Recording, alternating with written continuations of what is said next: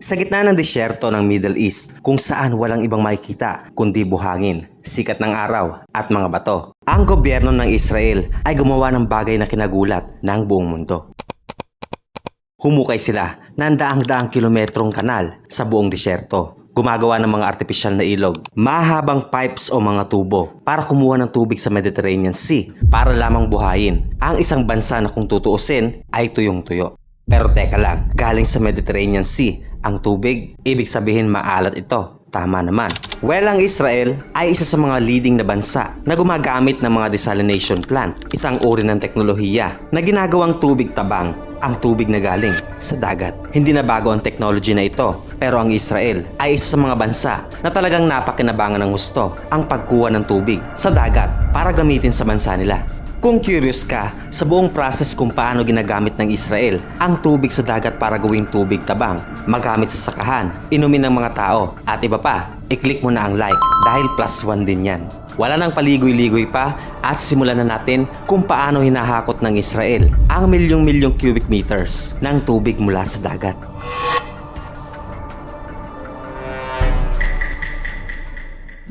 Sa loob ng mahabang panahon, ang Negev Desert sa Israel ay masasabing isang patay na lugar. Tuyong-tuyo, walang buhay ang lupa, kaya napakahirap ng agriculture dito. Umaabot ng 110 Fahrenheit ang temperature sa lugar na ito. Bibihira lang ang ulan sa isang taon. At ang mas malala, ang mga underground aquifers ay unti-unti nang nauubusan ng tubig. Ang mga tao sa Israel ay matagal nang nakaasa sa mga underground aquifers para kuhanan ng tubig upang magamit sa pang-araw-araw na buhay. Ang underground aquifers ay mga simpleng tubig sa ilalim ng lupa. Ito yung mga bukal sa Tagalog. At ang mga bukal ay nauubusan din ng tubig, lalong-lalo na kapag madalang ang ulan. Sa tagal ng ginagamit ang mga aquifers na ito para sa agrikultura, unti-unting nahaharap ang Israel sa tuluyang pag-collapse ng ekonomiya. Mabuti na lamang, taong 1965, na-establish ang unang desalination plant. Isang technology ang bumago at nagbigay ng pag-asa sa bansang Israel at babalikan natin yan maya-maya lang.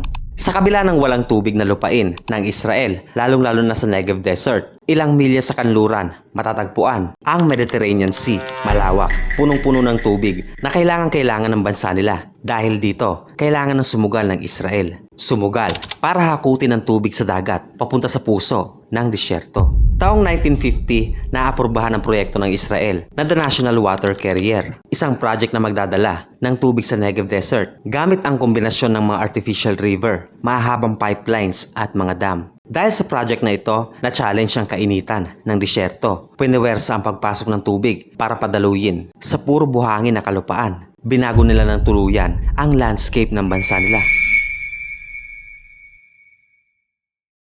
Para makapasok ang tubig mula sa dagat galing sa disyerto, kailangan muna nilang ayusin ang barren na disyerto para sa process ng construction. Gumamit sila ng mga makabagong technology gaya ng high-resolution satellite imagery, ground-penetrating radar at libu-libong trial and error na calculation para lamang matukoy nila ang mga bahagi ng disyerto na pwedeng pag-constructionan. Mga bahagi na stable at hindi masyadong nag-shift ang mga sand dunes. Ang mga survey team ay tumira sa gitna ng disyerto sa loob ng ilang buwan upang pag-aralan ang lugar. Naghukay sila ng daan-daang boreholes na may lalim lang naman na 100 talampakan. Ito ay para pag-aralan ang geological layers sa ilalim ng buhangin. Kailangan nilang hanapin ang mas solid na lugar upang masimulan ang pagpatag dito. Mahirap din ang process na ito dahil sa disyerto, hindi nagkukulang dito ang supply ng sandstorm. Isang masamang sandstorm lang pwede nang matigil ang construction ng ilang linggo. Kaya naman hanggat maaari ay inaalam nila kung saan posibleng mabuo ang malalakas na sandstorm para maiwasan ito bago magsimula. Sa oras ng construction, daan-daang bulldozer ang ginagamit para lamang pantayin ang mga sand dunes. Iniipon ang ibang buhangin sa mga mabababang lugar o bahagi ng disyerto para i-level ito sa lupa. Parang kalsada lang yan. Kailangan nilang pantayin ng buhangin o lupa para masuportahan nito ang malalaking makina na ginagamit sa construction ng hindi nagko-collapse o bumabagsak. Kada 1 kilometro, merong nakatokang supervisor para lamang masiguro ang tamang taas, slope ng lupa at steadiness nito. Lahat ng ito ay kritikal para sa isang artipisyal na ilog para dumalo ito ng maayos. Matapos mapatag ang lupa at masiksik ang mga ito, gamit ang mga pison at bulldozer, papasok na ang mga excavator, daang-daang excavators at malalaking dump trucks. Araw-araw, tinatayang nasa 70,000 tons ng buhangin at lupa ang inaalis sa Negev Desert galing sa mga construction site. Ang nasa libu-libong katao na gumagawa dito ay tinitiis ang temperatura sa disyerto tuwing umaga na umaabot lang naman ng hanggang 115 degree Fahrenheit kasama na dyan ang mga engineer mismo. Ang mga kanal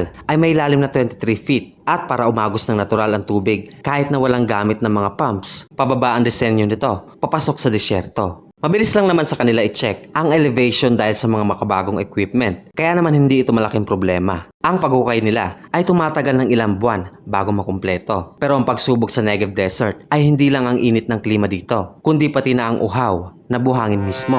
Kapag dumaan sa buhangin ang tubig, anong mangyayari? Pwes matutuyo lang agad ito. Papasok yan sa ilalim. Kaya naman ang pagsisil sa riverbed ay napaka-importante. Isa ito sa mga pinaka-critical na stage ng construction. Una, ang canal bed at ang slope mismo ay pinapantay gamit ang 2 pulgadang kapal ng fine sand. Tapos dito na sa sementohan ang panel. Nasa 5 hanggang 8 pulgada ang kapal. Ganyan lang kasimple. Simpleng construction lang yan. Walang bawas sa pondo. Walang ghost project. Totoo naman yun. Sa suma total, nasa 220 miles ang kanal na tinapalan ng semento. Dahilan kung bakit ito ang pinakamalaking waterproofing system na ginawa sa Middle East. Sa gilid ng mga kanal, tinataniman ito ng mga scientist ng mga halamang pang-desyerto para mapigilan ng pagguho ng buhangin sa mismong kanal. Sa impapawid, ang kanal ay parang silver sa gitna ng gold na buhangin. Naghihintay ng unang tubig na dadaloy dito. Ang National Water Carrier ay hindi lang binubuo ng mga canals. Importanteng tandaan, ito ay isang sistema o mega project na kumukuha ng tubig mula sa Sea of Galilee. Take note, ang Sea of Galilee ay isang lawa. Hindi ko alam kung bakit sea ang tawag nila. So ang National Water Carrier System ay kumukuha ng tubig mula sa Sea of Galilee. Pero di ba sabi kanina sa Mediterranean Sea? Well, parang ganun na nga at ipapaliwanag ko sa dulong bahagi. Ang Sea of Galilee ay nasa north ng Israel, kung saan kahit papano ay madalas pa ang ulan. Ang ulan o rainfall ang nagre-refill sa lawa dati, wala nang iba. At ang National Water Carrier ay kumukuha ng tubig dito, papunta sa Negev Desert gamit ang sistema na binubuo ng mga canals, tunnels, pipelines, reservoir at mga pumping station. Yan ay dugtong-dugtong mula sa Sea of Galilee papunta sa timog sa Negev Desert. Ang construction ng mega project na ito ay sinagawa ng Mekorot. Ito ang National Water Company ng Israel. Ang sistema ng National Water Carrier ay sadyang komplikado, pero ang pinaka sa lahat ay ang pag-i-install ng mga pipes dahil sa ilalim ito ng lupa. Libu-libong engineer ang sangkot sa project na ito at lahat naman daw nabayaran ng tama.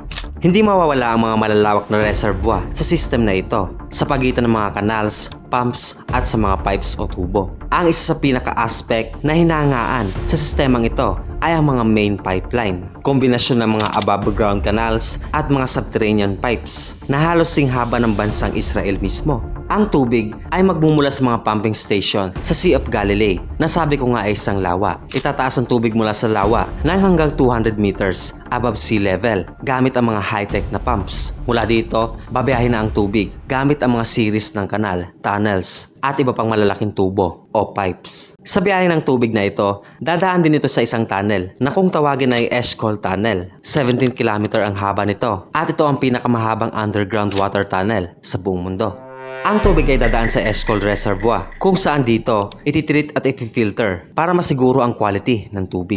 Mula dito, dire-diretsong babiyahe ang tubig papunta sa timog gamit ang mga canals, pipes at mga tunnels pa rin hanggang sumabot ito sa Negev Desert. Pero hindi ito diretso lang sa Negev Desert dahil along the way may mga tubo o kanal na naghihiwalay sa main artificial river para i-distribute naman ang mga tubig sa mga sakahan, sa mga city at sa mga kabahayan ng Israel. Kahit na kumukuha sila ng maraming tubig sa Sea of Galilee, inaantabayanan pa rin nila ito para maging balanse ang proseso sa kalagayan ng lawa mismo. Hindi sila pwedeng maglabas ng sobrang daming tubig sa lawa dahil posible itong mauwi sa mas malaking problema. Ang project na ito ay nakumpleto taong 1964 na tinatayang nagkakahalaga ng $3 billion sa pera ngayon. Nang paanda rin ng sistemang ito, 80% ng tubig mula sa mga kanal ay ginagamit sa agrikultura. 20% naman ay para sa mga tao gaya ng inuming tubig. Taong 1990, Tinatayang kalahati ng inuming tubig ng Israel ay galing na sa Sea of Galilee. Magmula noon, ang lawang ito ay naging vital para sa survival ng bansa pagdating sa usaping water crisis. Bukod pa dyan, nakakapag-supply na rin ang Israel ng tubig sa Kingdom